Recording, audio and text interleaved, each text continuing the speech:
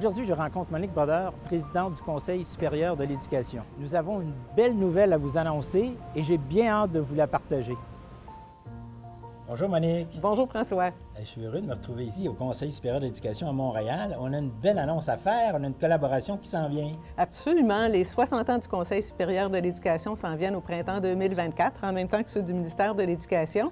Puis on s'est dit qu'on avait le goût de célébrer ça avec la Fondation Paul Gérin-Lajoie en vue de la 33e édition de la grande finale de la dictée PGL. On a sensiblement les mêmes missions puis les mêmes cibles, je pense. Et les mêmes valeurs. Absolument. On est très, très heureux que vous nous fassiez confiance au point de nous permettre de rédiger le contenu du texte de la dictée PGL. Il faut se rappeler que la dictée PGL, c'est de valoriser d'abord la langue française, mais c'est aussi un exercice de solidarité, de partage, d'entraide entre les peuples.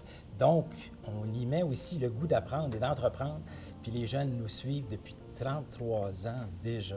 Puis parlant des jeunes, tu sais qu'au Conseil supérieur de l'éducation, on a créé 2 nouveaux comités. Un sur la relève étudiante avec des étudiants du collège et de l'université, puis un sur l'éducation autochtone parce qu'on pense vraiment qu'il faut tenir compte davantage de ces groupes-là. Puis le Conseil, je pense, comme ton père, a eu du courage au fil des ans pour justement identifier qu'est-ce qui fonctionnait bien puis qu'est-ce qui était ajusté dans le système éducatif de la maternelle jusqu'à l'université en passant par la formation professionnelle qui tenait tant à cœur à ton père, puis à la formation aussi des jeunes et des adultes. Puis au fil des ans, le Conseil supérieur a établi des partenariats avec des organismes au Québec, au Canada, à l'international, notamment dans l'espace francophone, un peu comme la Fondation Paul Gérin-Lajoie.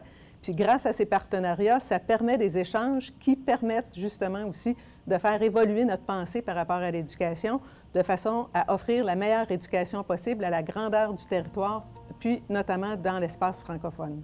Et quoi de mieux que de le faire par amour pour notre langue? Alors donc, on invite les jeunes, leurs parents, les enseignants à se joindre à nous pour la grande finale cette année qui va avoir lieu à Québec le 18 et 19 mai à l'Université Laval. C'est le conseil qui nous a aidés à réunir les gens pour le faire. Alors un grand, grand merci encore une fois. On est vraiment honorés de pouvoir rédiger un texte qui va porter justement sur le leadership puis sur la prise en charge des jeunes pour leur développement. Bien, je vous souhaite une belle continuité au Conseil et que la réussite scolaire et éducative soit au cœur des développements des Québécois et des Québécoises dans la poursuite de l'écriture d'un monde meilleur. Merci beaucoup, François.